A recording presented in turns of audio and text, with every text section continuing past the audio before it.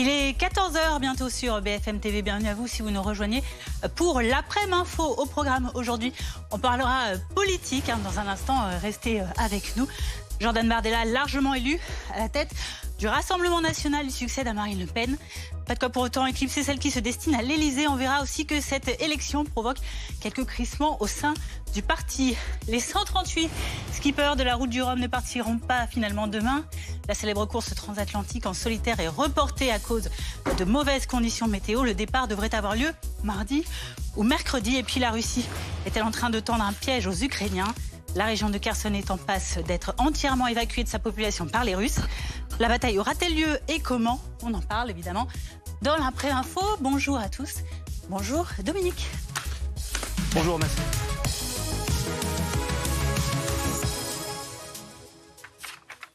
C'est presque un plébiscite, c'est vrai. Jordan Bardella a obtenu 85% des suffrages au congrès du Rassemblement national. Louis Alliot, son concurrent, pointe lui à 15% des suffrages. Loïc Besson, on vous retrouve, vous suivez pour nous ce congrès à Paris. Cette victoire, au fond, n'est pas vraiment une surprise. Non, c'est pas une surprise. En revanche, c'est quand même bien au-delà de ses propres espérances à Jordan Bardella, qui espérait faire 70% pour être peu ou prou au même score que Marine Le Pen en 2011 lorsqu'elle l'avait emporté face à Bruno Gollnisch. 85%, donc vous l'avez dit, pour Jordan Bardella, c'est assez colossal, avec une assez forte participation pour un scrutin interne, 71%. Marine Le Pen lui a donc donné les clés de son parti avec un discours, celle qui a ouvert le bal aujourd'hui pour ce congrès, où elle a quand même fait passer un message, Marine Le Pen. Elle quitte le parti, en tout cas sa présidence, mais c'est pas du tout pour partir en vacances, écoutez. Et avec 22 130 voix, soit 84,84%, Jordan Bardella est élu président du Rassemblement national. Je ne quitte pas la présidence de notre mouvement pour partir en vacances. Je reste plus que jamais mobilisé. Je crois qu'après plus de 10 ans à la tête du mouvement, il était sain de laisser la place. Voilà, Marine Le Pen qui doit être bien contente quand même de laisser les rênes à ce moment-là. C'est aussi la journée d'un psychodrame aujourd'hui, d'une déchirure. Je vous explique pourquoi. Deux personnages bien connus du RN, du Pas-de-Calais, qui incarnent certaines sociales, Bruno Bilde, député, et Steve Briois, maire des Nains-Beaumont, n'ont pas été renommés par Jordan Bardella au bureau exécutif. Riposte au vitriol de la part de l'édile des Nains-Beaumont, qui s'inquiète d'une re-radicalisation du parti avec Jordan Bardella, qui l'accuse d'avoir des tendances identitaires, des accointances avec le cercle d'Éric Zemmour, et qui parle même de purge. C'est ce qu'il voit dans le fait de ne pas avoir été nommé au bureau exécutif. Alors, dans l'entourage de Jordan Bardella, on nous explique qu'ils avaient été proposés d'être au bureau national, qui est l'instance un peu au-dessous. Bien sûr, les deux n'ont pas souhaité. Merci beaucoup Loïc Besson, en direct de la Mutualité avec Jérémy Assal pour BFM TV.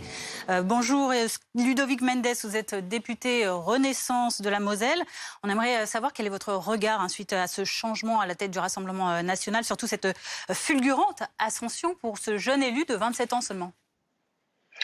Mon regard, il est simple, c'est qu'aujourd'hui Marine Le Pen a préféré se mettre de côté parce qu'elle préfère passer plus de temps à l'Assemblée nationale en tant que président de groupe de l'Assemblée nationale, mais ça ne changera rien dans ce qu'est le Rassemblement national, dans la politique proposée par le Rassemblement national et dans la haine aussi qui est portée par le Rassemblement national aujourd'hui.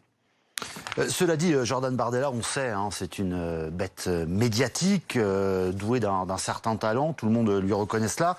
Est-ce que vous reconnaissez que c'est quelqu'un qui est difficile à affronter justement dans les débats notamment ? Je dirais pas qu'il est difficile à affronter, je dirais que c'est quelqu'un qui est bien préparé, qui fait bien son travail, et il est vrai que il fait partie de cette nouvelle génération d'hommes et de femmes politiques qui brillent, qui réussissent à imposer leur ligne, leur clivage aussi. À titre personnel, je pense que Louis Alliot était beaucoup plus, modéré, beaucoup plus calme que certains propos de Jordan Bardella. C'est le parti qu'a choisi, et d'ailleurs tant mieux que ce soit le parti qui ait choisi. De notre côté, on continuera à combattre, que ce soit Jordan Bardella, Marine Le Pen ou Louis Alliot, et les idées qu'ils proposent de leur côté. Quand on pense à la stratégie de normalisation qui a été entreprise depuis maintenant une dizaine d'années par Marine Le Pen, est-ce que vous pensez que les récentes polémiques au sein du parti, on pense aux propos jugés racistes de l'élu Grégoire de Fronas à l'Assemblée, est-ce que ça vous conforte dans le fait que cette stratégie de normalisation, elle ne fonctionne peut-être pas si bien que cela ? Malheureusement, je pense que leur stratégie fonctionne. Elle fonctionne parce que depuis 2008, en fait, les discours qu'ils ont tenus avant l'entrée de Nicolas Sarkozy, par exemple, à la présidence de la République, fait que les sujets que nous n'avions pas jusqu'à maintenant ont fini par, j'allais dire, se distribuer dans le langage politique. Et toutes les personnes aujourd'hui de droite ou de droite plutôt conservatrice utilisent exactement les mêmes éléments de langage que le Rassemblement national, hormis sur le côté économique. Donc en fait, ils ont réussi à gagner cette bataille-là, aujourd'hui idéologique.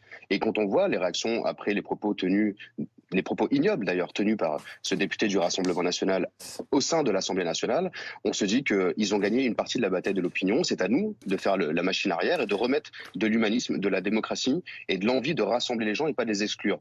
Quand on a des collègues du Rassemblement national qui, en commission des lois cette semaine, nous disent « nous, on est là pour faire la loi pour les Français et que pour les Français », il y a un vrai problème. Aujourd'hui, nous ne sommes pas là pour faire la loi simplement pour les Français, mais pour l'ensemble de la nation. Et il y a des personnes qui sont binationaux, qui sont étrangers, qui vivent dans notre pays, qui vivent très bien, et on doit les protéger autant que les Français.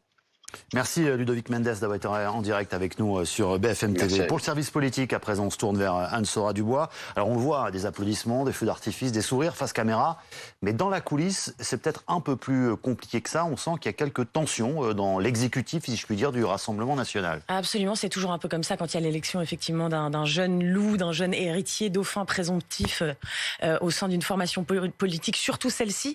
Loïc Besson a commencé à le dire tout à l'heure. Steve Briouat et Bruno Bilde, c'est vraiment le fief des nains Beaumont, c'est le fief du Nord, celui de Marine Le Pen, son ancrage local, et c'est de là que viennent les tensions effectivement, puisque ces deux élus ne feront pas partie du futur bureau exécutif. Ils font bien partie du bureau national, mais pas du bureau exécutif. Donc ça leur enlève évidemment une capacité d'action et d'influence sur la ligne du parti qui est majeure. Ça fait un moment déjà qu'il y a des grosses tensions entre Jordan Bardella et ses élus du Nord.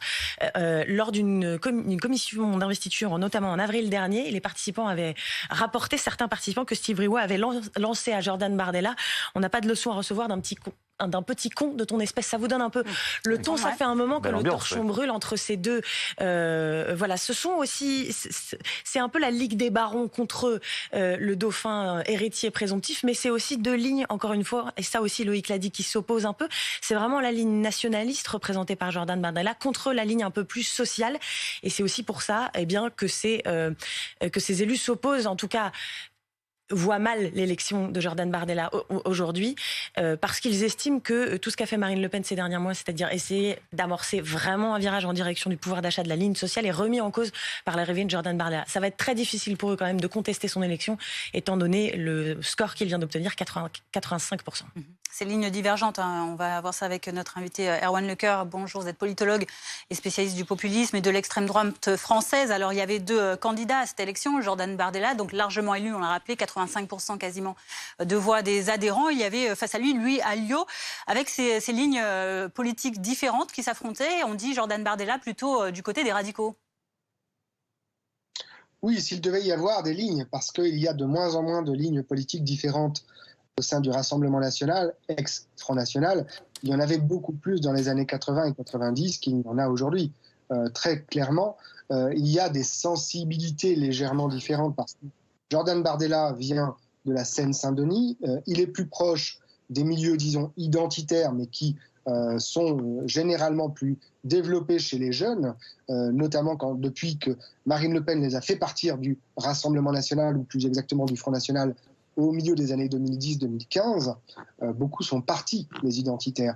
Jordan Bardella, il arrive à ce moment-là, il vient au Front National, notamment parce qu'il a un lien avec la famille Le Pen, comme vous le savez sans doute, et donc ça forme aussi quelque chose chez lui, un concentré qui fait de lui un candidat idéal pour Marine Le Pen, puisque au sein du parti, il va tenir une ligne plutôt dure sur l'immigration, l'identité, l'insécurité, pour aussi essayer de faire en sorte que M. Zemmour et ses amis n'aient pas trop de place, pendant que Marine Le Pen, elle, va jouer son rôle, qui est de plus en plus un rôle national populiste, mais populaire auprès des classes populaires, sur les questions de pouvoir d'achat, sur les questions de protection sociale en général, de retraite, vis-à-vis des jeunes, pour aider les jeunes à démarrer dans la vie, etc.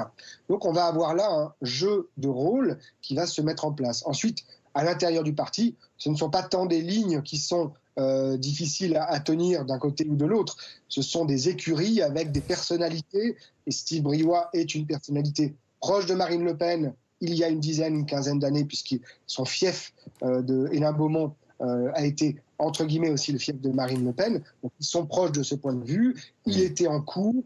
Il a eu son époque où il était très proche de Marine Le Pen. Ce n'est plus tout à fait le cas aujourd'hui. Ce sont plutôt des questions de personnes et d'écuries internes que des questions de ligne politique pure et dure. Oui, Jordan Bardella, juste pour préciser, qui a été proche pendant longtemps de la nièce de Marine Le Pen. Vous êtes un spécialiste du populisme. Comment ailleurs les partis d'extrême droite, parce que ce congrès c'est une mise en orbite aussi pour la future présidentielle pour Marine Le Pen, en tout cas un arrangement avant de passer à cette présidentielle dans les années futures, comment les partis d'extrême droite ailleurs ont réussi à conquérir, eux, le pouvoir, on l'a vu dans d'autres pays européens proches de nous? En général, ce qui s'est passé dans d'autres pays européens, et on l'a vu encore récemment dans des pays du Nord, la Hollande a été très en pointe sur le populisme anti-islam dès les années 90. On a vu récemment, notamment en Norvège et en Suède, les démocrates de Suède qui arrivent au pouvoir. On l'a vu en Italie il y a maintenant quelques semaines. Il y a un vrai mouvement en Europe, mais ailleurs dans le monde également. Un mouvement qu'on va appeler un mouvement identitaire, un mouvement de repli sur soi face à une dérégulation mondiale, ce que certains appellent la mondialisation, avec aussi des migrations, des mouvements de migration. Et nous sommes dans une période très difficile où il y a beaucoup de conflits à l'autre bout du monde, l'Irak, l'Afghanistan, la Syrie, etc., la Libye. Tout un tas de pays sont en guerre ou en crise extrêmement grave, et donc il y a des flux de migrants qui sont arrivés, notamment dans les années 2015. Et on voit bien qu'en Allemagne, en Italie ou en Suède, ces flux de migrants ont aussi généré quelque chose qui, dans une partie de la population, a provoqué une forme de peur identitaire, de peur sur ce qu'on appelle d'honneur ethnique. Et ces gens rénovent leur honneur ethnique, leur honneur d'Italiens ou de Suédois, ont l'impression que les prestations sociales qu'ils ont acquis au fil des siècles sont données à des gens qui n'en profitent et qui n'étaient pas là pour les construire. Donc, on a un phénomène européen dont Jordan Bardella va sans doute lui aussi profiter à la tête du Rassemblement national. Merci beaucoup pour toutes ces explications. Erwan Lecoeur, un politologue spécialiste du populisme et de l'extrême droite française. On en saura effectivement un peu plus sur l'avenir de ce Rassemblement national. Ce sera à suivre évidemment en direct sur BFM TV dès 17h avec le discours de Jordan Bardella à 17h30 à suivre sur notre antenne. En Ukraine à présent, quand va commencer la bataille de Kherson? On va en parler dans un instant avec nos experts en plateau. Mais d'abord, direction cette région clé, tant pour les Ukrainiens que pour les Russes. Et sur place, les évacuations des civils organisées par les Russes se poursuivent. Kiev dénonce désormais des expulsions et des déplacements forcés. Maxime Marie. Des dizaines de véhicules, les uns derrière les autres. Ces civils quittent la ville de Kherson dans le sud du pays occupé par les forces russes. Selon elle, près de 5000 civils sont évacués chaque jour. Maintenant, il faudrait déplacer ceux qui vivent dans la région de Kherson, de la zone la plus dangereuse des combats, là où il y a des offensives ou contre-offensives. Côté contre-offensive, l'armée ukrainienne continue de gagner du terrain. Selon les dernières informations dont nous disposons dans la région de Kherson, un remorqueur a été détruit. 2 autres navires russes ont été endommagés et doivent être réparés. Une série de victoires qui fait croire aux plus hautes sphères de l'armée ukrainienne que Moscou pourrait abandonner la ville de Kherson sans combattre. Les Russes font toujours passer leur déroute pour des actions issues de leur volonté propre. Ils ont fait ça quand ils se sont retirés de la région de Kiev et de l'île aux serpents. Et je pense que potentiellement les Russes sont prêts pour une nouvelle action issue de leur volonté propre concernant la région de Kherson. Pour autant, les Russes sont-ils vraiment prêts à abandonner Kherson, une de leurs plus importantes prises de guerre? Pas vraiment, selon certains spécialistes qui affirment que leur objectif est plutôt de tenir jusqu'au bout pour user les forces ukrainiennes. Moscou continue d'ailleurs d'envoyer des renforts dans la région. Ce que nous voyons sur la ligne de front, c'est que l'ennemi renforce ses positions. Il les renforce avec les conscrits nouvellement mobilisés. On sent la différence, ils agissent différemment. Ils ne sont pas habitués à la situation. Par exemple, ils n'ont pas peur des drones, ils ne se protègent pas.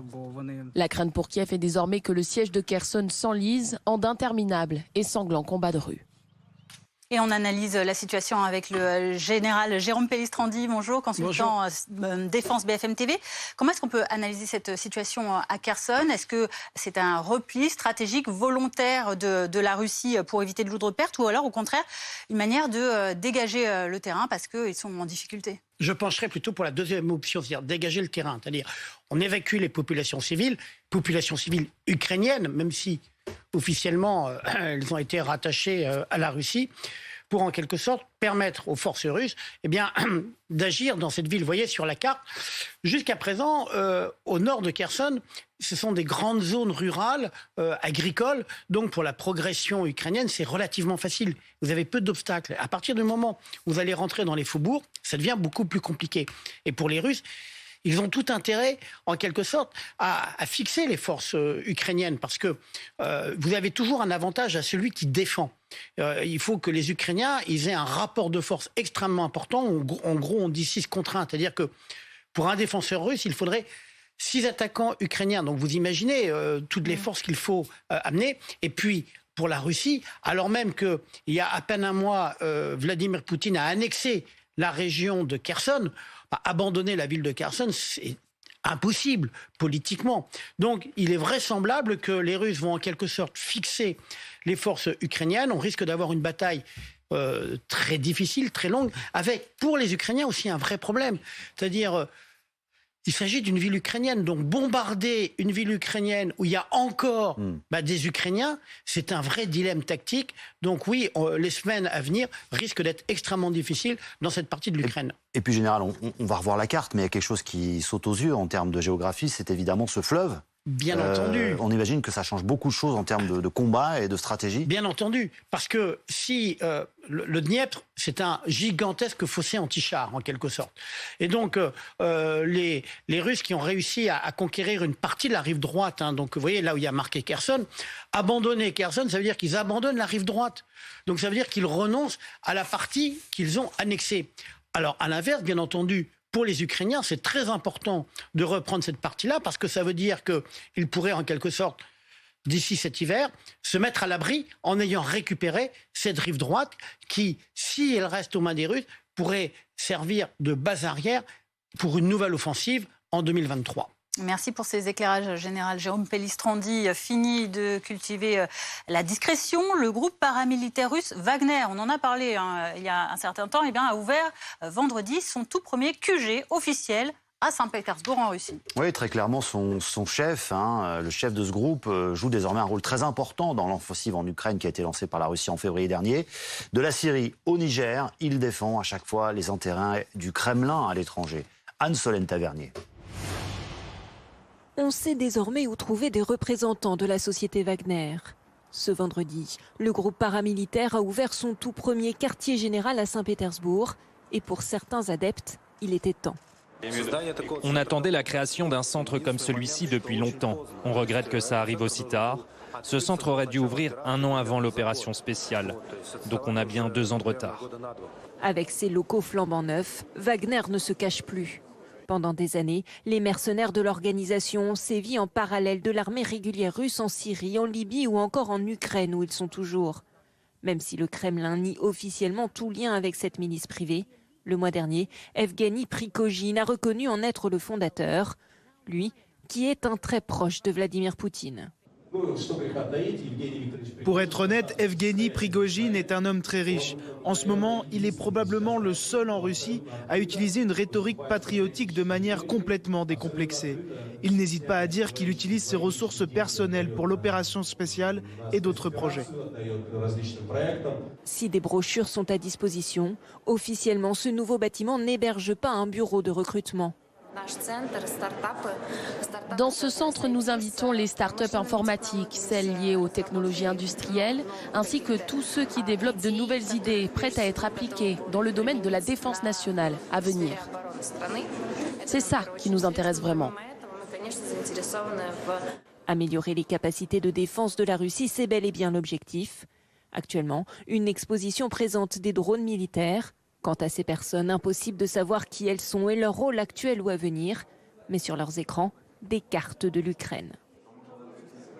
14h16 dans l'actualité également, c'était le grand événement sportif de ce week-end. La route du Rhum est reportée. Les conditions météo étaient trop mauvaises. Départ espéré mardi ou mercredi prochain. Oui, avec forcément nos reporters sur place pour suivre un petit peu ce qui se passe là-bas. Morgane Maury, on vous retrouve, vous êtes à Saint-Malo. C'est évidemment la déception côté spectateurs. En revanche, pour les skippers, on imagine qu'eux sont plutôt soulagés, voire rassurés. Oui, car les conditions prévues à partir de demain, le départ devait être donné ce dimanche à 13h02. Les conditions météo entre dimanche et lundi étaient extrêmement difficiles. Des rafales de vent jusqu'à 120 km/h et des vagues hautes comme des immeubles de 3 étages. C'est une décision sage qui a été prise par la direction de course, une décision saluée par les skippers. Le village reste lui ouvert encore, bien sûr, pour les visiteurs. Ils sont 120 000 à se presser aujourd'hui sur les quais du bassin Vauban à Saint-Malo. Il reste encore 130 bateaux à voir. Les 8 ultimes, les 8 plus gros bateaux de la flotte sont déjà partis hier soir mouillés au large de Dinard. Le village lui reste ouvert. Les animations sont encore là, mais il faudra jouer les prolongations pour voir le départ de cette 12e édition de la Route du Rhum. On n'a pas encore l'information du départ précisément, l'heure précise du départ, ni le jour. Ce sera peut-être mardi soir, voire mercredi matin pour les 138 concurrents de cette édition. Merci Morgane Maury en direct de Saint-Malo pour BFM TV et RMC Sport. Restez avec nous dans un instant.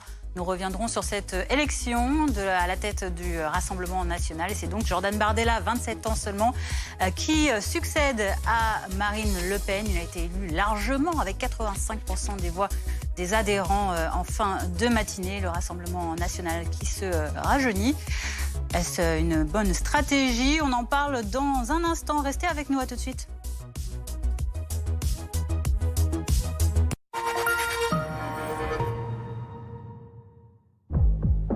Ça y est, ils arrivent. Bon, va falloir être efficace, ils ont entraînement dans 2 heures. On commence par le slalom arrière. Ensuite, la benne. Et le plan final, la bâche. Ça y est, ils sont prêts? Ah, ça y est, c'est dans la boîte. C'est tourné, là? Entre pros, on se comprend vite. Et pendant le temps des pros Peugeot, l'entretien est offert sur les utilitaires 100% électriques. Vous rêvez d'indépendance? Ne vous fâchez pas. Groupe Verlaine installe chez vous un puissant kit photovoltaïque évolutif de 3 kg pour 9 900 €, pose incluse et la batterie de stockage en option. Consultez nos experts sur groupeverlaine.com ou en composant le 3620 et dites Groupe Verlaine.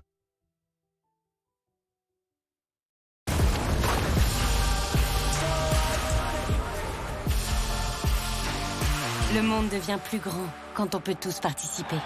Cisco salue l'entrée du breaking aux Jeux Olympiques de Paris 2024 et connecte le monde en toute sécurité. Michel Berger. Vivre le meilleur de Michel Berger. Devant l'hôtel, dans les coulisses, elle rêve de la vie d'artiste, de côté du pianiste. Inclus inédit, vivre. Vivre. Des lignes parfaites, une très très belle occasion. Ouais. C'est très neuve. Vous pensez que c'est possible de me faire une petite rayure? Pardon, une? Juste ici, ou là. J'ai dit à mon mari que j'ai acheté une occasion et là, il va jamais me croire. Chez Écart, nos occasions ne ressemblent pas à des occasions. Avec des véhicules révisés et garantis jusqu'à 36 mois, trouvez l'occasion parfaite sur Écart.fr. Et en ce moment, la livraison à domicile est gratuite pour tout achat en ligne. Depuis longtemps, nous sommes là pour vous apporter des médicaments de qualité. Là, pour combattre à vos côtés. Là, quand il est important d'être là. À chaque étape de votre vie, nous sommes là pour vous aider à vivre en meilleure santé. Pour toujours mieux prendre soin de vous et des générations futures, Mylan devient Viatrice. Viatrice, permettre à chacun de vivre en meilleure santé à chaque étape de sa vie. Les aléas de la vie. Personne ne peut savoir ce que la vie nous réserve. Des belles surprises ou des coups durs. Et comme dans la vraie vie, on ne peut pas revenir en arrière, mieux vaut prévoir. Prévoir pour que la vie puisse continuer, même si on n'a pas tous les mêmes moyens. Pour Maïf, rendre la protection de la famille plus accessible, c'est ça être assureur militant aujourd'hui. Maïf, assureur militant.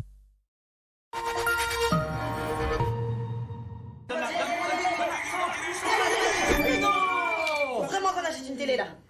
On va chez Electrodépôt. Chez qui? Electrodépôt, l'enseigne qui a déjà séduit 5 millions de Français et qui vous propose cette télé Edenwood à seulement 289 €. Alors, à tous ceux qui nous ont fait confiance cette année... Oui, on peut vous dire merci. Electrodépôt, des prix, mais pas seulement. Oh, t'es là, toi? Je l'adore. Ils sont trop mignons. On a de la chance. Qu'est-ce qu'on est bien sur cette route? Ils l'ont refaite, non? Non. Ah si. Ça va être une belle journée. Vous allez adorer la vie en électrique. Citroën IC4 électrique est à partir de 309 € par mois, avec 1000 km de recherche publique et 4 ans de garantie et d'assistance offerte. Propriétaire ou bailleur, en isolant et ravalant votre maison par l'extérieur, restez au frais l'été et au chaud l'hiver. Augmentez la performance énergétique et la valeur de votre bien. Baissez vos factures de chauffage jusqu'à moins 75%. Inscrivez-vous vite sur groupeverlaine.com ou appelez le 3620 et dites Groupe Verlaine. Groupe Verlaine, on t'aime. Pour que ma vision devienne réalité, mes verres progressifs Varilux m'offrent une vision ultra nette de près comme de loin, avec une transition fluide. Voir sans limite, c'est vivre sans limite. Varilux, un verre Essilor, dispositif médical. 9 porteurs sur 10 sont convaincus par les verres Varilux. Satisfaction garantie chez les opticiens Essilor experts. Magnifique. Magnifique.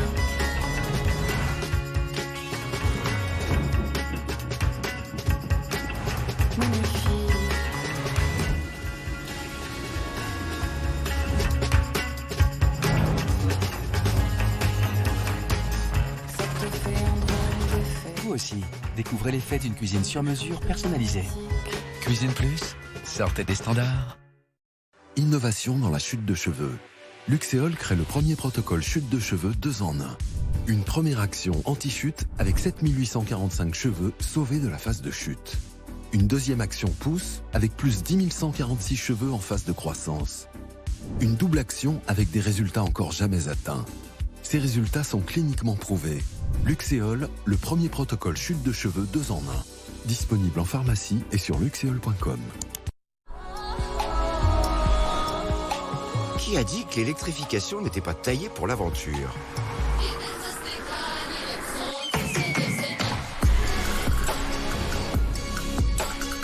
Qui a dit qu'il fallait recharger ses batteries pour aller toujours plus loin?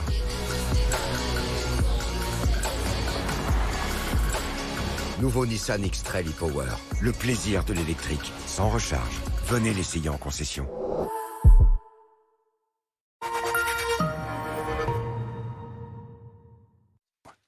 14h25 sur BFM TV, à la une dans l'après-midi info, Jordan Bardella, 27 ans, et donc le nouveau président du Rassemblement national, élu à près de 85% des voix face à Louis Alliot. Vous l'entendrez, il s'exprimera en direct à 17h30 sur BFM TV depuis la Mutualité. Une élection qui provoque déjà des voix discordantes au sein du parti. Steve Briouat dénonce notamment un début de purge contre ceux qui défendent la ligne sociale au RN. Et avant de parler du Rassemblement national, on va prendre la direction de l'Ukraine, où là-bas la guerre du froid se poursuit. Frapper les infrastructures énergétiques de l'Ukraine fait vraiment partie de la stratégie des Russes. La compagnie d'électricité ukrainienne annonce d'ailleurs aujourd'hui plusieurs coupures de courant dans les grandes villes, dont Kiev, à tel point que les autorités ont mis en place des lieux où les habitants, vous allez le voir, devraient pouvoir trouver normalement du courant à tout moment. Anne-Sophie Varmont a pu visiter pour nous l'un de ces endroits. Pour bien comprendre, ces abris énergétiques, ils vont servir dès qu'il y aura des problèmes d'électricité pour les habitants. Ils vont pouvoir venir se réfugier ici. Par exemple, s'ils ont une coupure de 24 heures chez eux, ils pourront venir dans l'école la plus proche de leur domicile. Que vont-ils trouver ici ? Eh bien, par exemple, ils vont pouvoir trouver des prises pour recharger leurs appareils électroniques, leurs téléphones, garder la communication avec leurs proches. Il y aura également des générateurs qui vont permettre d'alimenter les plus gros appareils. Il y aura aussi des camions de pompiers pour évidemment avoir une assistance médicale pour les enfants, les personnes âgées. Et aussi, il y aura une assistance psychologique s'il y a des gens qui sont perturbés par la situation. Ici, ils trouveront des psychologues qui seront là présents pour les aider. Important également, vous aurez accès en continu à de l'eau chaude et vous aurez aussi des sanitaires parce que je vous le disais, nous sommes dans une école. Donc dans ces écoles, il y a à chaque fois des sanitaires et aussi des cantines pour pouvoir évidemment nourrir les habitants. La ville de Kiev a prévu de déployer 1000 abris de ce type dans toute la ville pour que les habitants, à chaque fois, ils aient à proximité de chez eux ce type d'abri énergétique. Attention. La météo. BFM TV et les montagnes françaises vous présentent la météo. La montagne, ça vous gagne. La météo avec la clinique du tapis. Redonnez vie à vos tapis anciens grâce à nos procédés uniques de nettoyage et restauration premium. Lacliniquedutapis.fr. Propriétaire ou bailleur, gagnez en confort devant la météo avec Groupe Verlaine. Isolation thermique par l'extérieur avec aide de l'État. Groupeverlaine.com.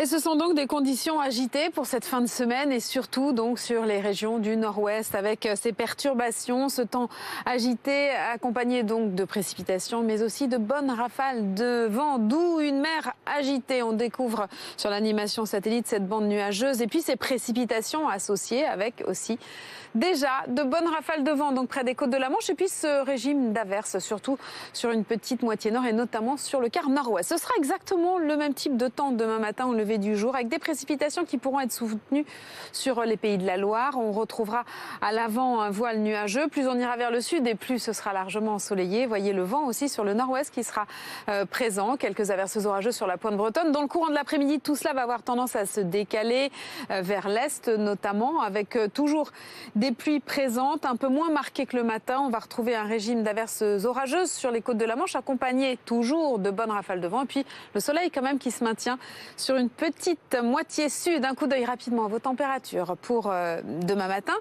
Des valeurs en hausse sur les régions du nord, 13 degrés sur la Bretagne, sur Nantes également et 0 degré à peine à Grenoble. Un coup d'œil à votre après-midi avec ces températures qui remontent un peu sur les régions du sud. On ira jusqu'à 20 degrés à Toulouse, 13 à Paris, 11 degrés ce sera pour Nancy et ce sera la valeur la plus basse. BFM TV et les montagnes françaises vous ont présenté la météo. La montagne, ça vous gagne. C'était la météo avec la clinique du tapis. Redonnez vie à vos tapis anciens grâce à nos procédés uniques de nettoyage et restauration premium. Lacliniquedutapis.fr. C'était la météo avec Groupe Verlaine. Installation de centrales solaires en autoconsommation pour réduire vos factures d'électricité. Groupeverlaine.com. Il est 14h30, bienvenue à vous si vous nous rejoignez dans l'après-info. Cet après-midi, pour la première fois, le Rassemblement national n'est plus dirigé par un Le Pen. Jordan Bardella a été élu aujourd'hui président du parti à seulement 27 ans. Élu à près de 85% des voix face à Louis Alliot. Il s'exprimera à 17h30 en direct sur BFM TV, à suivre évidemment. Déjà, des voix discordantes se font entendre au sein du parti. Tous les détails avec nos éditorialistes, nos journalistes, dans un instant. Repli stratégique ou fuite avant la bataille? Quelle est la situation à Kherson? La grande ville du sud annexée par le Kremlin a été évacuée de ses habitants. Il faudra attendre mardi ou mercredi. Le départ de la route du Rhum, initialement prévu demain, est reporté en cause de mauvaises conditions météo. À Saint-Malo, les passionnés de la course transatlantique sont venus ce week-end et forcément ils sont un peu déçus. Nous retrouverons sur place Morgane Maury dans un instant. Mais avant tout, découvrons ce nouveau président du Rassemblement national. Il n'a que 27 ans. Il est déjà donc élu à la tête du mouvement. Jordan Bardella, élu à près de 85% face à Louis Alliot, qui n'a recueilli donc que 15% des voix des adhérents. Oui, c'est un nouveau visage pour incarner la normalisation du parti, mais aussi sans doute pour donner un petit peu de temps à Marine Le Pen pour préparer la prochaine présidentielle. Reportage signé Léonie Houtier, Loïc Besson avec Elisa Tranin.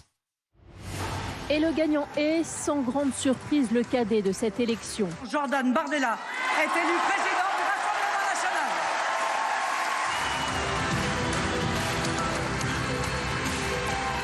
À 27 ans, celui qui était déjà à la tête du Rassemblement national par intérim l'a emporté sur Louis Alliot avec 85% des voix, un score plus important qu'il ne l'espérait.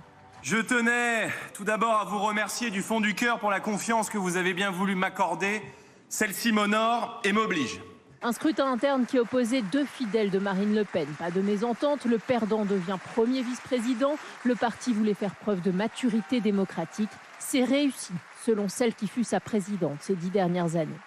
Bravo d'abord pour cet exercice démocratique qui s'est déroulé de la plus belle manière qui soit.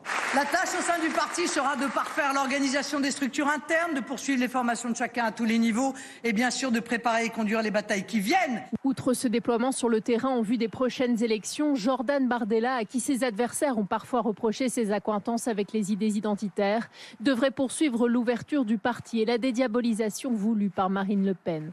Il bénéficie d'une certaine popularité auprès de la base base militante. Il a fait la continuité de Marine pendant quelques mois et effectivement le travail qu'il a fait était très intéressant. Il a apporté de la jeunesse, il a apporté des nouveaux cadres, il a apporté une nouvelle direction aussi. Bon, moi-même, ayant voté Jordan, j'attends une continuité et la même assurance que j'avais pour Marine. Loin de partir en vacances, comme elle l'a dit elle-même, Marine Le Pen reste pour les militants la chef naturelle, l'autorité morale du parti, en présidant un groupe de 89 députés à l'Assemblée nationale. Avec nous pour en parler, on retrouve Benjamin Borel à présent, qui est maître de conférence à l'Université Paris 2, Panthéon-Assas. Merci d'être avec nous. On voit que pour la première fois, depuis l'histoire en tout cas du Front National, c'est donc pas un Le Pen qui va diriger le parti. Il est censé être numéro 1, Jordan Bardella. Vraiment ? Il n'est pas réellement numéro 1, en tout cas il est numéro 1 du parti, mais aujourd'hui il faut voir que le pouvoir s'est déplacé au sein du Rassemblement national. Pendant très longtemps, on avait un parti qui n'avait pas vraiment de groupe politique à l'Assemblée, sauf lors d'une courte période de 86 à 88, lorsqu'il y a eu la proportionnelle. Aujourd'hui, le pouvoir a migré réellement vers le groupe politique. C'est le groupe politique qui est à la fois au centre de l'appareil politique, de réflexion, de positionnement. C'est le groupe politique qui est également le plus visible et c'est le groupe politique également qui a la capacité de mener la stratégie qui est une stratégie de montée en gamme sur le fond avec des instants parlementaires, des collaborateurs, etc. Donc Marine Le Pen reste aux commandes parce que c'est elle qui dirige le groupe politique. Mais il faut bien quelqu'un pour diriger la vieille maison, pour préparer les futures élections intermédiaires, notamment les européennes et les municipales en 2026 qui vont précéder les présidentielles. Et ça, c'est le rôle de Jordan Bardella, qui à la fois est une nouvelle image, à un personnel politique plus jeune, qui n'a pas connu l'époque du Front National de Jean-Marie Le Pen, qui incarne une ligne qui est une ligne relativement dure par rapport, par exemple, à celle qui avait été prônée par Louis Alliot, mais qui, en même temps, permet de présenter un visage moderne de ce parti, toujours très en lien avec Marine Le Pen. Si vous écoutez le discours de tout à l'heure de Marine Le Pen, elle a été extrêmement claire. Rien, mais alors vraiment rien du tout, n'est exclu pour elle pour 2027. Alors, Jordan Bardella, on commence donc à prendre ses fonctions prochainement. Il était déjà président par intérim du Rassemblement national. Pour autant, on a vu qu'aux dernières élections régionales, notamment individuellement, ça avait été difficile pour lui. Quelle est la place qu'il va devoir prendre ? Comment il va s'y prendre pour mieux s'en sortir à la tête du parti désormais ? Alors, en effet, il a été un peu marqué par les régionales, mais l'élection qu'il a réellement révélée, c'est plutôt les dernières européennes. En 2019, il fait un score qui est un score important. Il est la première liste devant la liste de la majorité. Et c'est vraiment à ce moment-là que, il est à la fois repéré par l'opinion et qu'il est consacré par Marine Le Pen. Donc là, l'enjeu de Jordan Bardella, il est double en réalité. Le premier enjeu, c'est de continuer à tenir le parti et à faire que la stratégie du groupe politique, qui est une stratégie et de dédiabolisation et de normalisation à travers notamment une montée en gamme, ne soit pas parasitée par le groupe. Le deuxième aspect de cette stratégie, c'est une stratégie d'implantation. Ça ne vaut pas tellement pour les européennes de 2014, mais pour 2024, mais en revanche, pour les prochaines élections locales, ce parti a besoin aujourd'hui d'avoir des élus locaux potentiellement éligibles, d'avoir une capacité à recruter sur le terrain et à faire que ces élections permettent une implantation locale plus importante. Si on parle des départementales et des régionales la dernière fois, ce sont des échecs. Ce sont des échecs tout bêtement parce que beaucoup de régions étaient envisagées pour le Rassemblement national, que le Rassemblement national en a gagné très peu. C'est lié à une stratégie de positionnement et de mobilisation du parti. C'est également lié à un manque d'implantation aujourd'hui de ses militants. Et ça doit être corrigé. Benjamin Borel, vous restez avec nous. On va continuer de prendre la température au Congrès directement, qui se passe à la Mutualité, une salle qui a longtemps été celle des socialistes, en tout cas de la gauche. On vous retrouve, Loïc Besson, parce que effectivement, il y a ce score écrasant, mais il y a quand même malgré tout quelques voix dissonantes au sein du parti. Vous en avez recueilli quelques-unes avec des mots parfois assez durs vers la nouvelle direction du Rassemblement national. Oui, avec un psychodrame, je pense qu'il faut l'appeler ainsi en ce jour de congrès. C'est un coup dur, mais ça fait partie de la vie politique.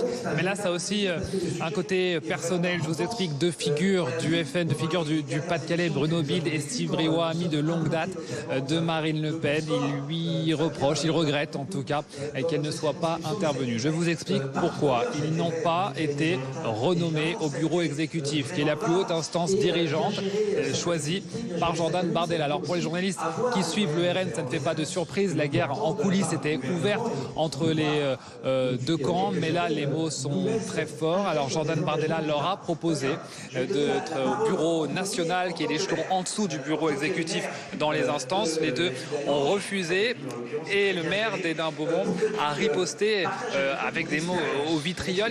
Il voit une purge dans le fait de ne pas être nommé. Il parle aussi de crainte de re-radicalisation du parti avec Jordan Bardella à sa tête. Écoutez-le, il a accepté de s'expliquer à notre micro avec Léonie Houtier. Je crains malheureusement qu'il y ait un risque de re-radicalisation et je ne le veux pas. Je ne veux pas revoir débarquer au sein du RN des fous furieux qui ne soient obsédés que par une chose, l'identité. Alors l'identité c'est important, mais il n'y a pas que cela. Il y a aussi tout le reste. Il y a un aspect social qui doit être maintenu. C'est la ligne mariniste. Or on voit quoi? Les deux personnes qui ont été dégagées du bureau exécutif, ce sont deux marinistes, et celles qui ont été promus, c'est plutôt des gens assez radicaux qui ont appartenu par exemple dans le passé à une association qui était connue, qui s'appelait Terre et Peuple, qui n'est pas très modérée. Voilà, pour autant, il nous l'assure, il n'a pas l'intention de rendre sa carte du Rassemblement national. Il compte toujours essayer de peser. Jordan Bardella, lui, a été plébiscité par le vote des adhérents, 85% face à Louis Alliot. Steve Briouat, que vous venez d'entendre, comme Bruno Bilde, ce sont aussi des architectes de la dédiabolisation, cette stratégie de Marine Le Pen qu'elle estime avoir abouti au bout de 11 ans. C'était aussi tout l'objet de son discours ce matin ici à la Mutualité. Merci Loïc Besson avec Jérémy Assal en direct donc du 5e arrondissement de Paris. Benjamin Morel, pour revenir sur ces déclarations de Steve Briouat qui commence déjà donc à avoir un discours un peu dissonant avec le nouveau président qui dénonce une purge, notamment sur les questions plus sociales au sein du parti. Oui, il faut bien comprendre qu'il y a une ligne de fracture aujourd'hui au sein du Rassemblement national. Vous avez une stratégie plutôt union des droites qui est plutôt incarnée par Jordan Bardella, même s'il n'est pas tout à fait clair et s'il est très adaptable et flexible d'un point de vue idéologique. Mais pour l'instant, malgré tout, il est plutôt entouré par des gens qui sont sur cette ligne-là. Une stratégie plutôt proche de Zemmour ou de certains chez LR. Et donc, ce faisant, pour la vieille garde mariniste, celle qui considère que l'avenir du Rassemblement national, c'est un avenir de dépassement, en allant chercher notamment un électorat populaire qui peut voter à gauche ou qui peut s'abstenir, cette élection sur un plateau de Jordan Bardella est quelque chose qui peut apparaître relativement troublant. Après, Marine Le Pen, ce matin, a essayé de mettre les choses au clair en expliquant que très très clairement, le choix qui avait été celui de la rupture avec le vieux Front National était un choix assumé et gagnant, et que le choix qui avait été celui de la dernière présidentielle, c'est-à-dire d'une ligne non pas zémourienne, mais au contraire plutôt une ligne ni droite ni gauche, était encore le choix aujourd'hui assumé. Donc est-ce que ça suffira à rassurer? Probablement pas, mais pour l'instant ça demeure la ligne officielle. Merci à vous Benjamin Morel de nous avoir apporté votre expertise sur le Rassemblement national. Plus de 8 mois après le début de la guerre en Ukraine, tous les yeux désormais, vous le savez, sont fixés sur une grande ville, Kherson, dans le sud-est du pays. C'est une des régions importantes qui a été annexée par la Russie. On sait que là-bas, l'armée ukrainienne a repris des positions à proximité de cette ville, faisant reculer de fait les adversaires russes qui, eux, on le sait, ont poursuivi les évacuations, voire les déplacements de population, comme les appellent les Ukrainiens. Et on va faire le point avec vous, Angie Louata, sur cette question. La contre-offensive ukrainienne, est-ce qu'elle nous rapproche d'un grand affrontement à Kherson ? Alors déjà, on n'a jamais autant senti en réalité depuis le début de ce conflit le sens du mot contre-offensive. Parce qu'on le voit ici, donc en l'occurrence sur cette carte, effectivement, Kherson, ville à l'origine de 230 000 habitants, située au sud du pays. Il y a beaucoup de responsables ukrainiens sur place, de responsables de la défense territoriale notamment, qui m'ont expliqué que selon eux, le plan de la Russie, c'était effectivement de tracer une ligne entre la Crimée, Kherson, Kryvyi Rih et puis plus au nord la ville de Kiev. Et on le voit finalement désormais en cette fin de mois d'octobre, tout au long du mois d'octobre et puis désormais au mois de novembre, on voit effectivement que la contre-offensive porte ses fruits et que l'armée ukrainienne se rapproche de plus en plus de la ville de Kherson. Le président Zelensky s'est même félicité de cette avancée il y a maintenant 2 semaines et donc on le voit effectivement, les Ukrainiens sont de plus en plus proches de la ville de Kherson avec tout de même un risque, s'ils veulent reprendre cette ville et s'ils veulent la reprendre via notamment éventuellement des bombardements, il y a un risque très fort, évidemment, pour les populations civiles encore sur place. Alors évidemment, on s'interroge, quel est le but du Kremlin? Est-ce qu'il souhaite rester à Kherson ou bien au contraire la fuir? Alors, on s'interroge, et c'est même très dur en réalité de s'interroger, Dominique, sur cette question. Les Russes évacuent des civils depuis plusieurs jours, on le voit. Il y a eu, vous le savez, dans la ville de Kherson, des tentatives de référendum. Donc c'est une ville très importante pour ce qui est des annexions de la part de la Fédération de Russie. Et si on se concentre, vous allez voir cette déclaration notamment de Vladimir Poutine, on voit toute l'ambiguïté qu'il y a dans ses propos. Les civils doivent être éloignés des zones de combat les plus dangereuses. Donc d'un côté, il y a une partie de l'administration pro-russe qui a évacué. Il y a des civils qui sont évacués en ce moment même par les Russes. Et en même temps, on nous dit les civils doivent être éloignés des zones de combat. Donc potentiellement, il y aura effectivement un affrontement à cet endroit-là. Autre déclaration pour comprendre cette fois la position ukrainienne, qui est tout de même, disons-le, beaucoup plus claire. La présidence ukrainienne a fait savoir que d'après elle, les occupants russes tentent d'identifier les habitants qui refusent d'être évacués. Donc situation extrêmement complexe à lire, évacuation des civils, évacuation d'une partie de l'administration et toujours une question sans réponse, celle de la stratégie russe en l'occurrence, des combats à venir sûrement, un repli de l'armée russe peut-être. Toujours est-il qu'aujourd'hui on n'a aucune garantie sur ce que veut faire Vladimir Poutine à Kherson. Merci pour ces précisions, Angie Loata. Patrick Martin-Genier nous accompagne cet après-midi. Bonjour, enseignant à Sciences Po, spécialiste des questions européennes et internationales. Alors Kherson, c'est la dernière grande ville encore aux mains de la Russie dans cette conquête en Ukraine. Est-ce que justement on peut parler d'un repli stratégique étudié, donc volontaire, ou est-ce que c'est une fuite avant cette grande bataille qui pourrait avoir lieu prochainement?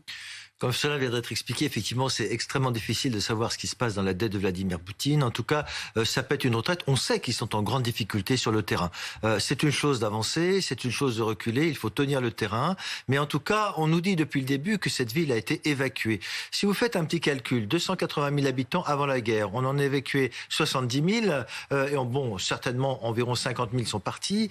Et on nous dit aujourd'hui que cette ville, il y a la semaine dernière, que cette ville avait été totalement évacuée. Il se trouve qu'il y a encore des civils au sein de cette ville pour la simple raison que certains ne veulent pas partir, certains continuent à résister, et puis il y a une vie en souterrain où des gens ont installé une véritable vie souterraine pour continuer à résister. Et Vladimir Poutine le reconnaît, il est intervenu hier sur la place Rouge avec des militaires, des jeunes proches du pouvoir du Kremlin, en disant qu'il y avait encore des civils sur place et qu'il fallait les chercher. C'est ce qu'ils font aujourd'hui, ils cherchent des civils. Pourquoi? Parce que en réalité ils se préparent quelque chose, on le sait, politiquement, stratégiquement, les Russes ne peuvent pas se permettre de perdre Kherson, qui a été la première ville qui a été prise. Donc manifestement, ils se préparent une offensive.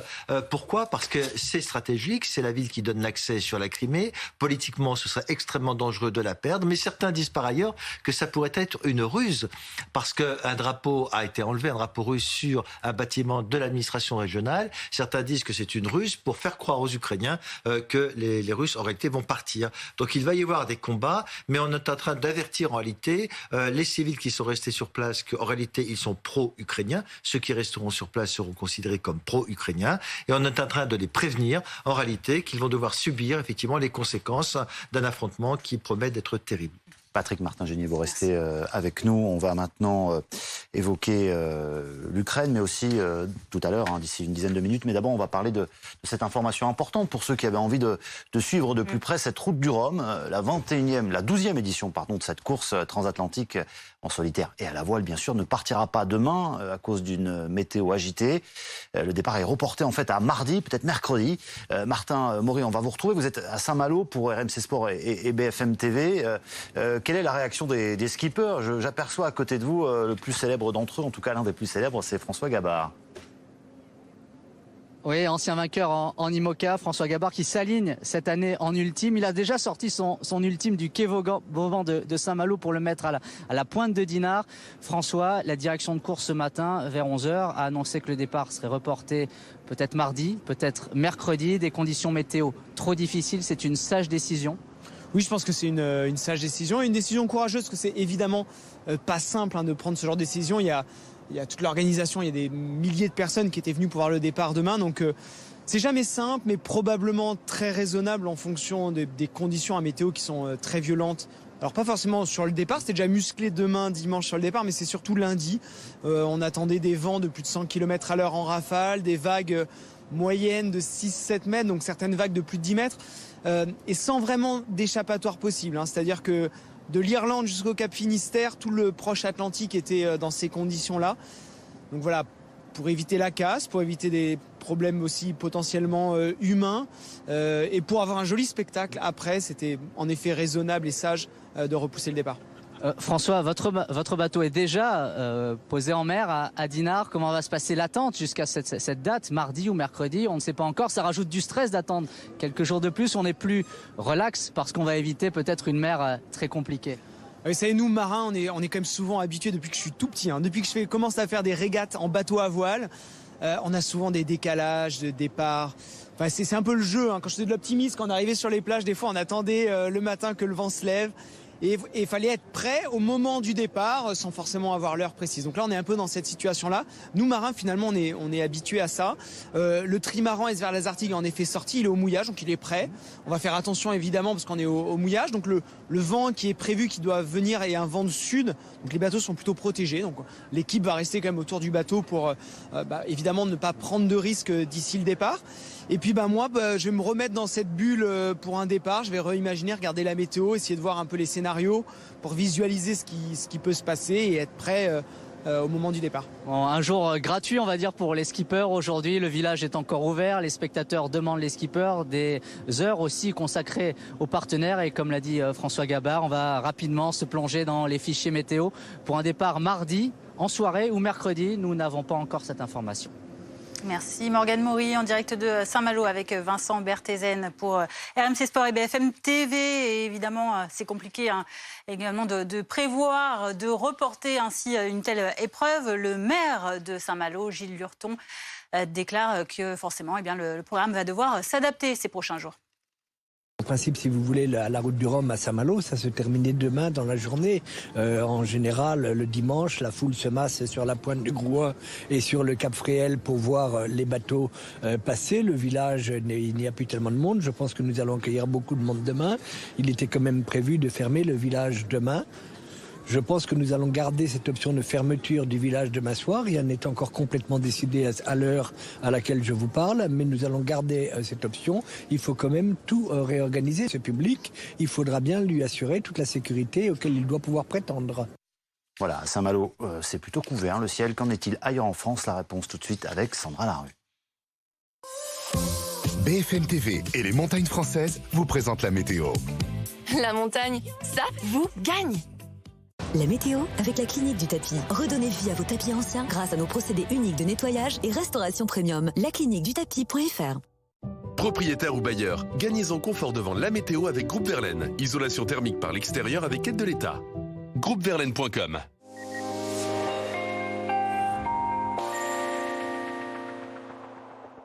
Et ce sont donc des conditions agitées pour cette fin de semaine et surtout donc sur les régions du nord-ouest avec ces perturbations, ce temps agité accompagné donc de précipitations mais aussi de bonnes rafales de vent, d'où une mer agitée. On découvre sur l'animation satellite cette bande nuageuse et puis ces précipitations associées avec aussi déjà de bonnes rafales de vent donc près des côtes de la Manche et puis ce régime d'averses surtout sur une petite moitié nord et notamment sur le quart nord-ouest. Ce sera exactement le même type de temps demain matin au lever du jour avec des précipitations qui pourront être soutenues sur les pays de la Loire. On retrouvera à l'avant un voile nuageux. Plus on ira vers le sud et plus ce sera largement ensoleillé. Voyez le vent aussi sur le nord-ouest qui sera présent. Quelques averses orageuses sur la pointe bretonne. Dans le courant de l'après-midi, tout cela va avoir tendance à se décaler vers l'est notamment avec toujours des pluies présentes, un peu moins marquées que le matin. On va retrouver un régime d'averses orageuses sur les côtes de la Manche accompagné toujours de bonnes rafales de vent. Et puis le soleil quand même qui se maintient sur une petite moitié sud. Un coup d'œil rapidement à vos températures pour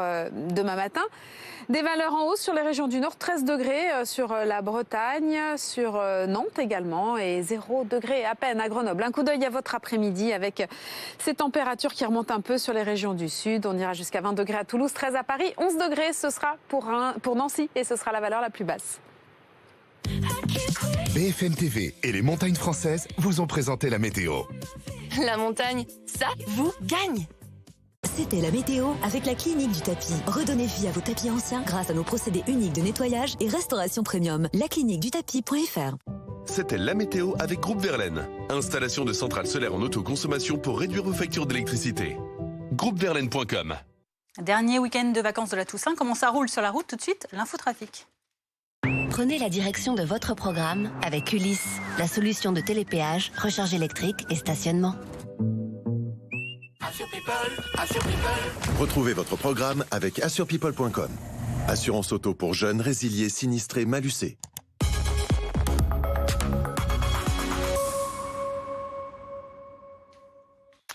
Comment on roule aujourd'hui en France? Eh bien, vous le voyez, c'est orange en région parisienne dans le sens des retours ce samedi, vert partout ailleurs. Ce sera évidemment plus simple de rouler demain.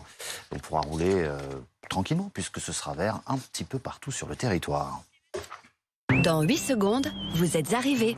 C'était votre programme avec Ulysse, la solution de télépéage, recharge électrique et stationnement. C'était votre programme avec assurepeople.com. Assurance auto pour jeunes, résiliés, sinistrés, malucés. Nous allons, un peu comme toutes les familles françaises, discuter de l'actualité. Les sujets qui vous concernent, ceux qui vous ont fait réagir, chacun aura un avis. Écoutez, les jets privés, on va les laisser tranquillou bilou. C'est pas possible. Une opinion tranchée. Il va falloir de l'écologie punitive sur les plus riches. Les autres ne la partageront peut-être pas. En France, on n'a pas de pétrole, mais on a évidemment des impôts. Encore une fois, le sujet... Ah pardon, si c'est encore une fois, c'est-à-dire que ça a été dit déjà. Donc je vous arrête là. Pour partager avec vous l'info du week-end. Très heureux de vous retrouver pour un nouveau, mais alors vraiment nouveau numéro de BFM TVSD. Vendredi, samedi, dimanche. Vos fins de journée avec Jean-Baptiste Boursier. En direct sur BFM TV.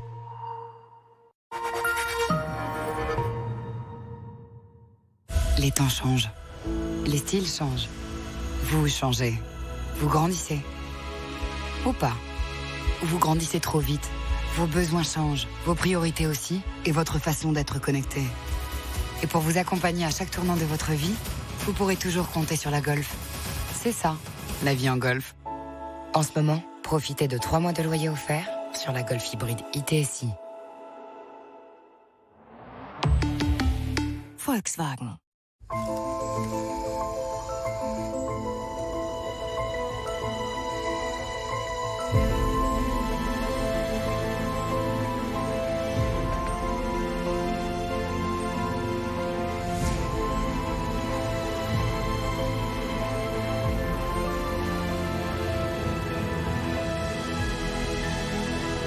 De la lumière naît la beauté. Nouveau téléviseur TCL C93 avec 4e génération mini LED. TCL.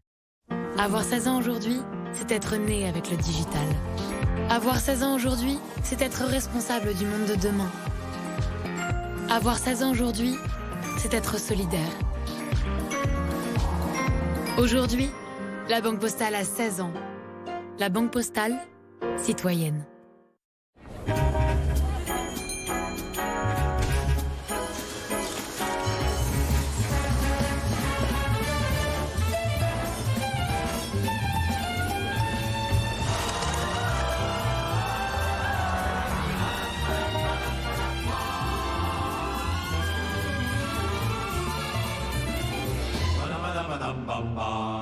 Avec Renew, profitez de 3 ans d'entretien et 3 ans de garantie pour 1 € de plus sur une sélection d'occasions Renault.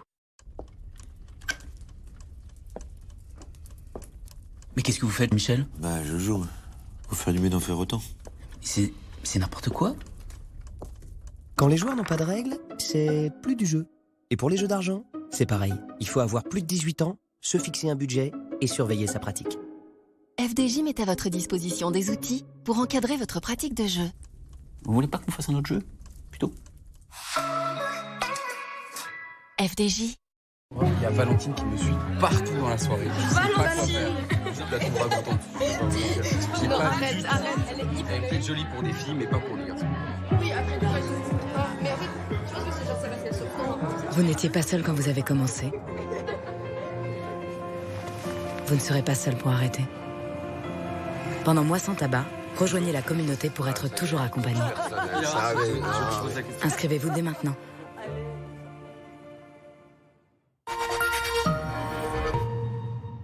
Tu vois le rocher là-bas? C'est là qu'on s'est embrassé pour la première fois avec ton père. Pas du tout. C'était devant la cabine du DJ au Galaxy en 93. Ah, c'était pas moi, tu confonds. C'était sur de la musique créole. Tu bougeais vachement bien, c'était... Mais je bougeais pas, c'était pas moi. Chérie, il y en a qu'une, quoi, c'est toi. N'importe quoi. 92. À Arles, on n'est pas toujours d'accord. Mais il y a une chose qui ne se discute pas, c'est Leclerc le moins cher. Tout comme à Castel-Sarrazin, Douai et Parthenay. Et chez vous, qui est le moins cher? Vérifiez sur l'appli Mon Leclerc. Leclerc.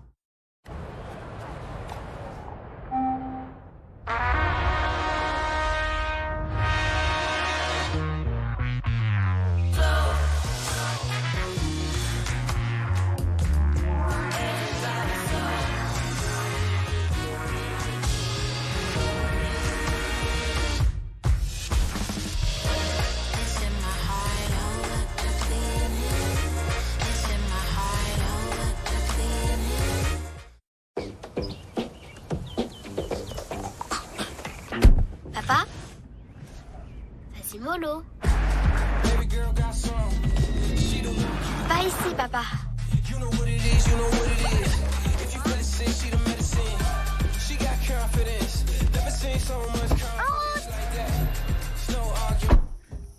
Un jour, tu seras moi. Nouveau Skoda Enyaq Coupé i-Vie 100% électrique. À découvrir dès maintenant en concession. Vous rêvez d'indépendance? Ne vous fâchez pas. Groupe Verlaine installe chez vous un puissant kit photovoltaïque évolutif de 3 kg pour 9 900 €, pose incluse, et la batterie de stockage en option. Consultez nos experts sur groupeverlaine.com ou en composant le 3620 et dites Groupe Verlaine. Quand j'étais petite, j'ai connu une révolution. À l'époque, les voitures électriques, on n'en voyait pas trop. Maintenant, on en croise partout. Même les trottinettes sont électriques. Les temps ont changé. Tu verras quand tu seras plus grand. Renault, numéro 1 des ventes électriques en France. Renault Zoé E-Tech 100% électrique, jusqu'à 6 000 € de bonus écologique et 2 500 € de prime à la conversion.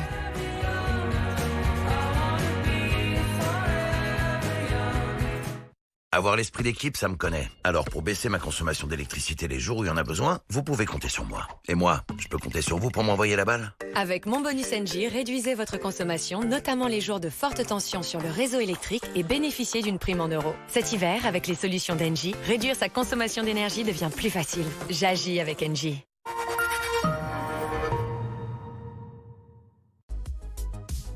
Bientôt 15h, merci d'être avec nous dans l'Après-midi Info. À la une de l'actualité aujourd'hui, Jordan Bardella, qui a donc été largement élu à la tête du Rassemblement national. Il succède à Marine Le Pen, pas de quoi pour autant éclipser celle qui se destine à l'Elysée. On voit aussi que cette élection provoque quelques crissements en interne au sein du parti. À la une également, les 138 skippers de la route du Rhum ne partiront finalement pas demain. La célèbre course transatlantique en solitaire est reportée à cause de mauvaises conditions météo. Le départ devrait avoir lieu mardi soir ou mercredi matin. Et puis cette question, la Russie est-elle en train de tendre un piège aux Ukrainiens? La région de Kherson est en passe d'être entièrement évacuée de sa population par les Russes. La bataille aura-t-elle lieu et comment? On en parle dans un court instant.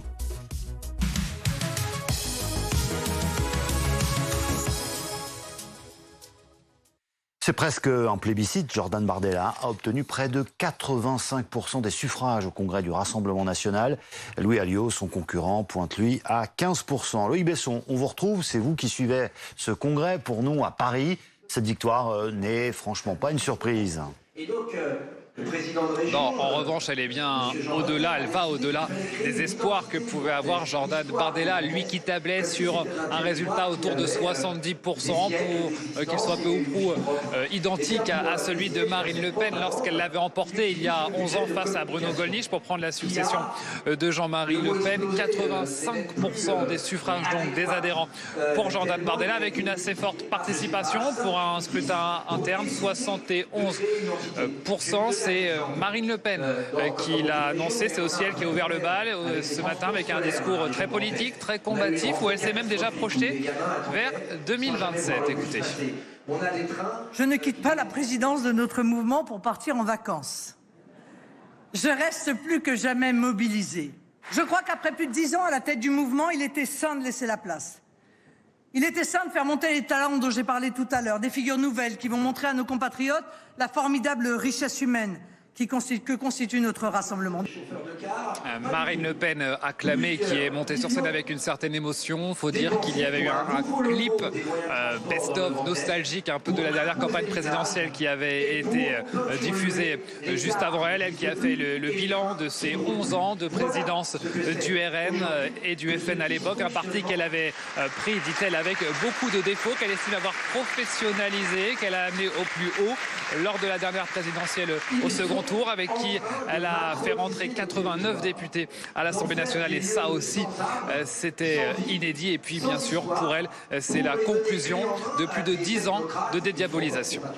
Merci Loïc Besson avec Jérémy Assal en direct du 5e arrondissement de Paris, de la Mutualité. Évidemment, on vous retrouvera un peu plus tard au cours de ce journal. Il y a un instant, Ludovic Mendes, député Renaissance de la Moselle, était notre invité. Il est revenu sur cette élection, ce changement à la tête du RN et d'un élu aussi jeune que Jordan Bardella. Écoutez.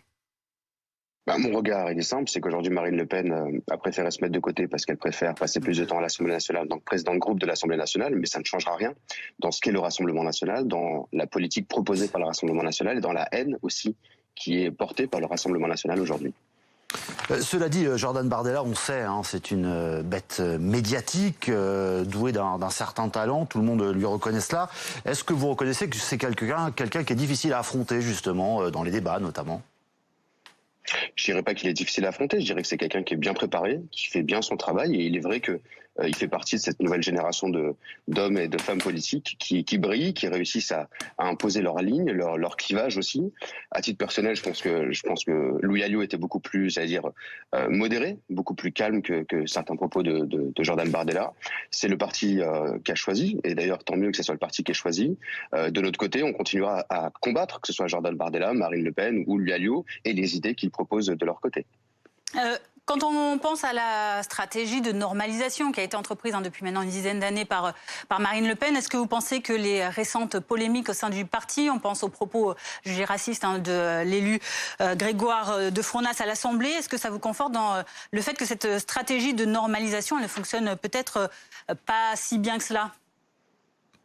Malheureusement, je pense que leur stratégie fonctionne. Elle fonctionne parce que depuis 2008, en fait, les discours qu'ils ont tenus avant l'entrée de Nicolas Sarkozy, par exemple, à la présidence de la République, fait que les sujets que nous n'avions pas jusqu'à maintenant ont fini par, se distribuer dans le langage politique, et toutes les personnes aujourd'hui de droite ou de droite plutôt conservatrice utilisent exactement les mêmes éléments de langage que le Rassemblement national, hormis sur le côté économique.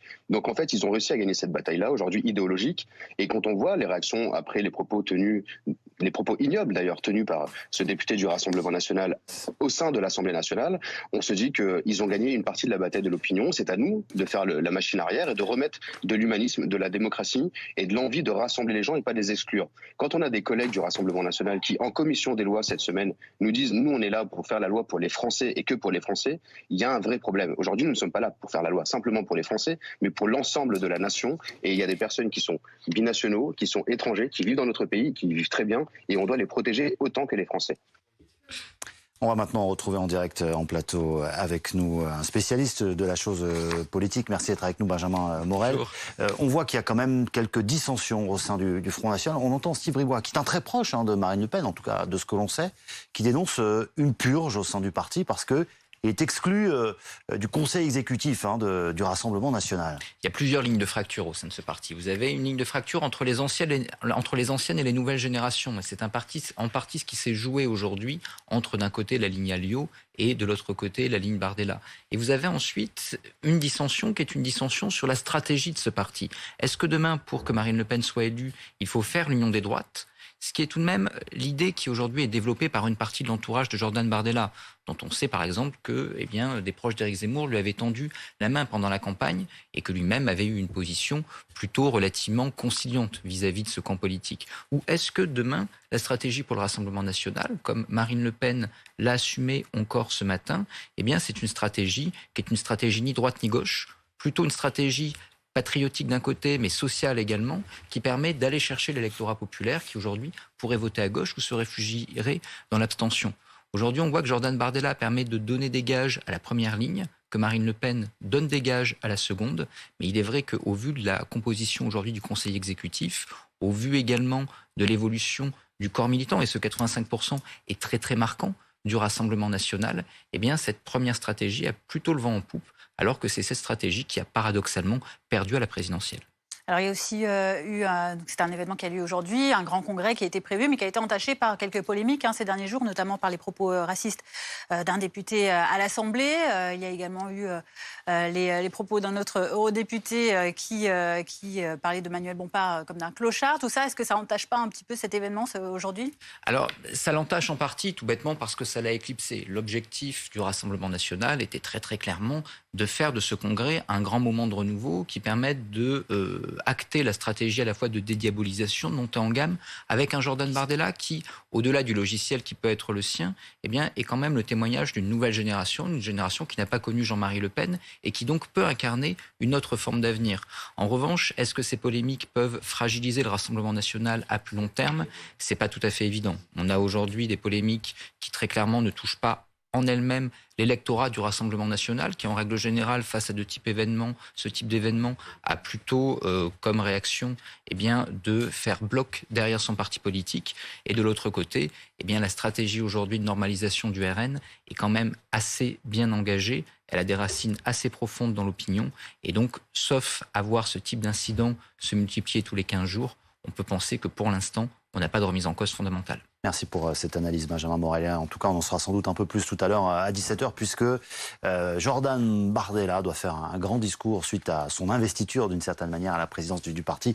Ce sera évidemment à suivre en direct sur BFM TV. À 15h07, on parle également de l'actualité en Ukraine. Quand va commencer la bataille de Kherson? C'est la question qu'on se pose aujourd'hui. On va en parler avec nos experts en plateau, évidemment, dans un instant. Mais d'abord, direction cette région clé, tant pour les Ukrainiens que pour les Russes, désormais. Oui, c'est vrai. Sur place, les évacuations des civils organisées par les Russes se poursuivent. Kiev dénonce des expulsions et des déplacements forcés. Maxime Marie. Des dizaines de véhicules, les uns derrière les autres. Ces civils quittent la ville de Kherson dans le sud du pays occupé par les forces russes. Selon elle, près de 5000 civils sont évacués chaque jour.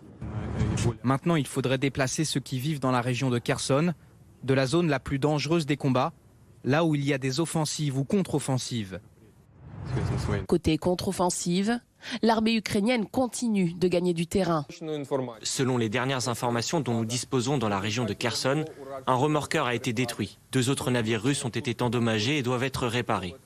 Une série de victoires qui fait croire aux plus hautes sphères de l'armée ukrainienne que Moscou pourrait abandonner la ville de Kherson sans combattre. Les Russes font toujours passer leur déroute pour des actions issues de leur volonté propre. Ils ont fait ça quand ils se sont retirés de la région de Kiev et de l'île aux serpents.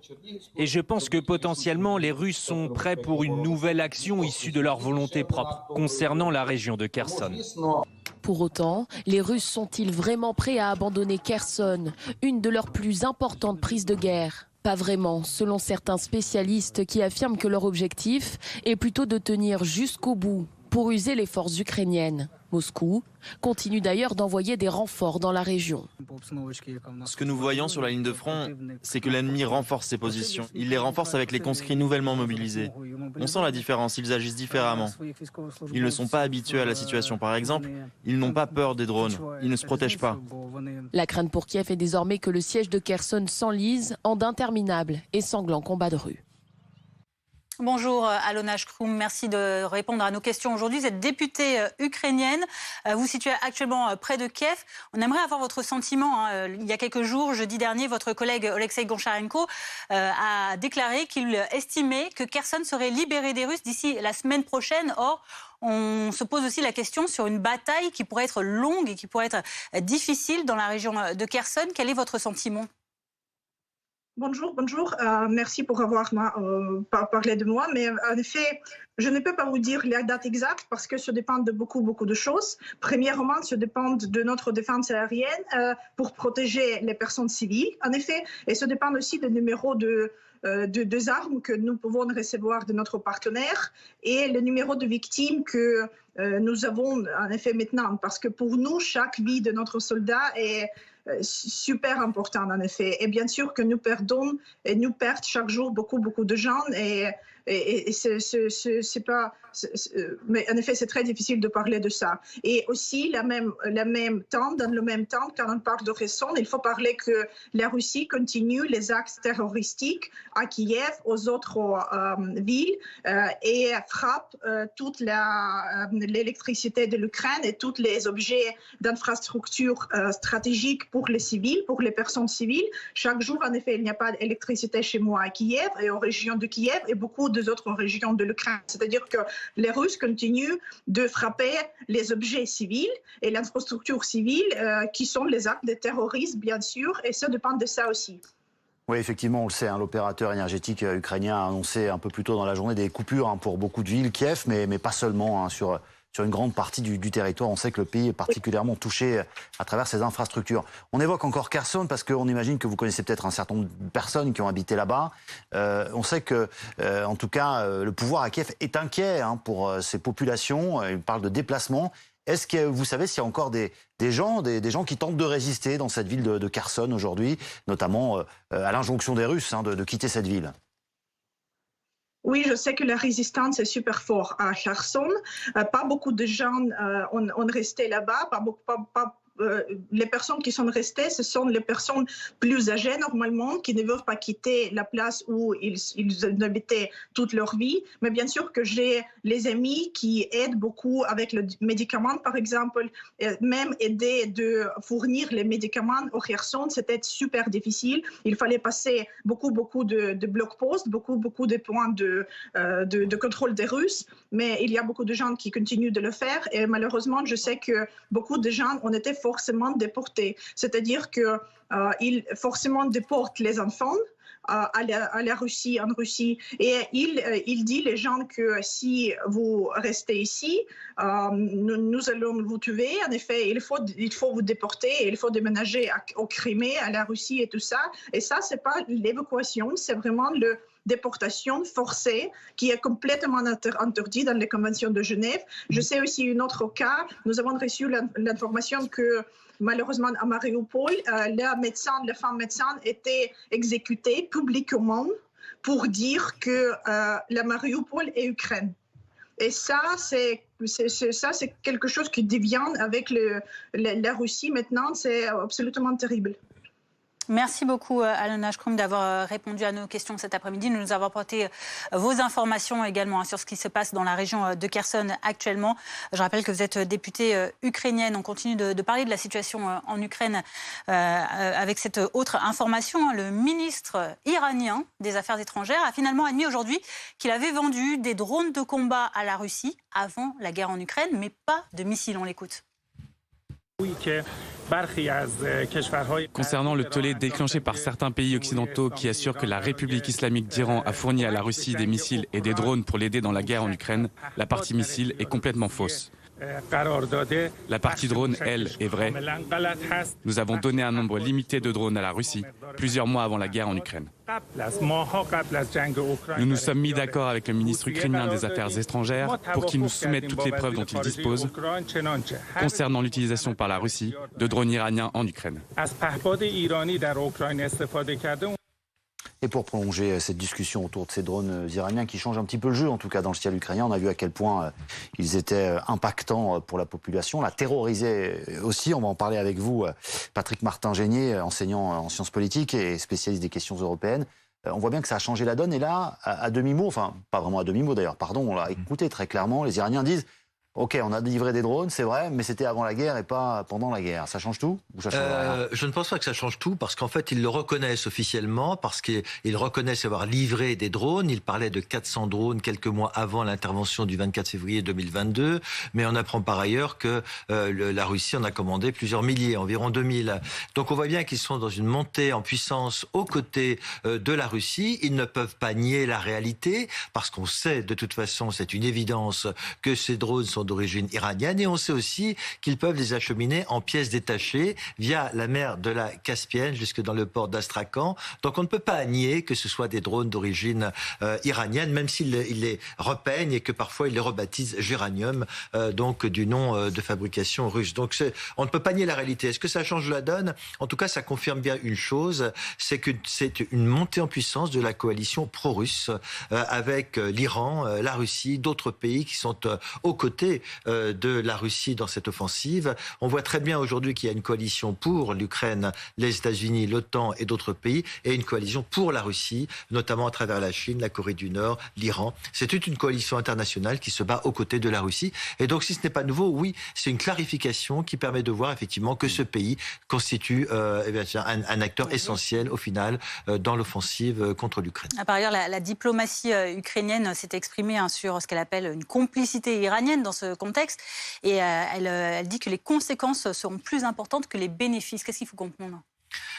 Oui, ça veut dire que pour l'Ukraine, vous savez que l'Iran est en situation extrêmement difficile, d'abord sur le plan intérieur, sur le plan politique, donc ça peut être aussi considéré comme une course en avant, une fuite en avant. C'est un pays qui est en train de montrer aussi qu'il peut être...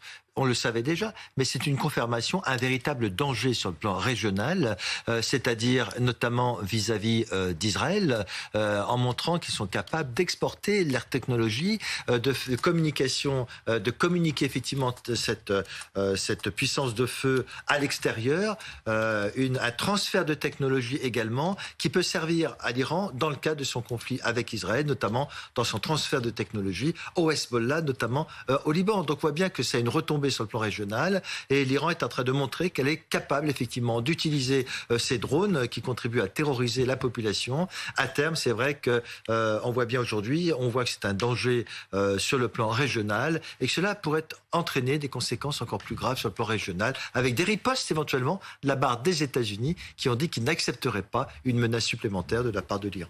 Merci pour ces précisions. On va continuer de parler de la Russie et de l'Ukraine.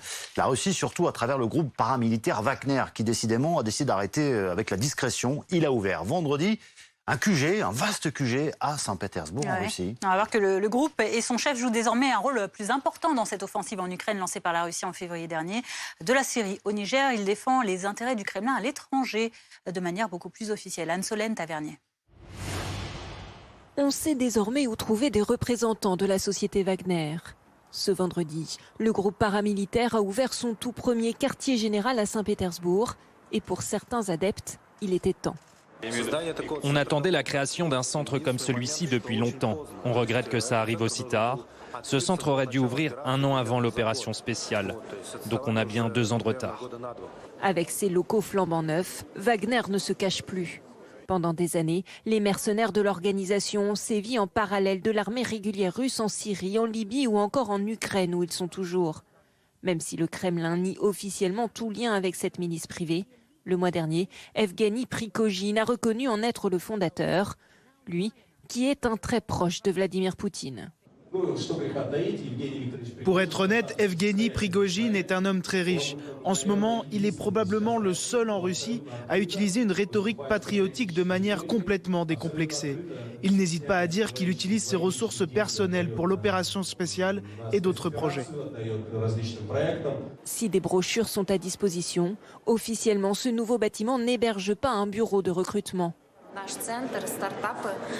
Dans ce centre, nous invitons les start-up informatiques, celles liées aux technologies industrielles, ainsi que tous ceux qui développent de nouvelles idées prêtes à être appliquées dans le domaine de la défense nationale à venir. C'est ça qui nous intéresse vraiment. Améliorer les capacités de défense de la Russie, c'est bel et bien l'objectif. Actuellement, une exposition présente des drones militaires. Quant à ces personnes, impossible de savoir qui elles sont et leur rôle actuel ou à venir, mais sur leurs écrans, des cartes de l'Ukraine. Et puis on va parler de la 12e édition de la Route du Rhum. Pas de chance pour ceux qui avaient fait le déplacement jusqu'à Saint-Malo pour suivre le départ, parce que ce départ est décalé en raison des mauvaises conditions ce qu'on ne voit pas sur ces jolies images. C'est pas ce qu'on voit sur ces images, parce que là c'est plein soleil. Mais tout à l'heure, c'était absolument couvert. On est en direct effectivement avec nos envoyés spéciaux là-bas. Vous voyez plutôt ce reportage maintenant avec Samia Ami et Morgane Maury. Faux départ pour la route du Rhum. Initialement prévue ce dimanche, la course qui rallie Saint-Malo à Pointe-à-Pitre ne devrait finalement partir que dans 2 jours, la faute aux mauvaises conditions météo. C'est une sage décision. Je pense qu'aujourd'hui, aucun des marins qui est ici n'a déjà affronté ce genre de conditions. À partir de 5 mètres de creux, on sait que c'est déjà compliqué. On arrive à affronter des mers difficiles, mais quand on est au vent portant dans les mers du Sud, là on va être au contraire, avec les côtes bretonnes pas loin, le trafic maritime, donc c'est très très bonne décision. Ces dernières 24 heures, de nombreux skippers et leurs routeurs avaient fait part de leur inquiétude quant à la situation qu'ils jugeaient très sérieuse. Le report du départ vise avant tout à optimiser la sécurité des marins et à leur offrir les meilleures conditions possibles pour le succès sportif de l'épreuve. C'est des conditions qui sont très fortes. Alors on sait plus ou moins bien gérer ces conditions, on a des bateaux qui sont faits pour, mais quand on est contraint avec de la terre pas loin, c'est jamais simple et des fois c'est plus raisonnable de revenir au port. Et encore une fois, ce qui n'était pas forcément possible pour 140 bateaux, d'une manière on va dire safe, quoi, sans potentiel dégâts. Il faudra donc patienter encore quelques jours pour assister au départ des 138 bateaux de cette 12e édition de la Route du Rhum. En fonction de l'évolution des conditions météo, la course pourrait partir mardi ou mercredi. À suivre sur BFM TV, restez avec nous. Nous dirigerons vers Kherson en Ukraine afin de savoir si la situation des Russes là-bas s'apparente à un repli stratégique ou une fuite en avant la bataille. On en parle dans un instant, à tout de suite.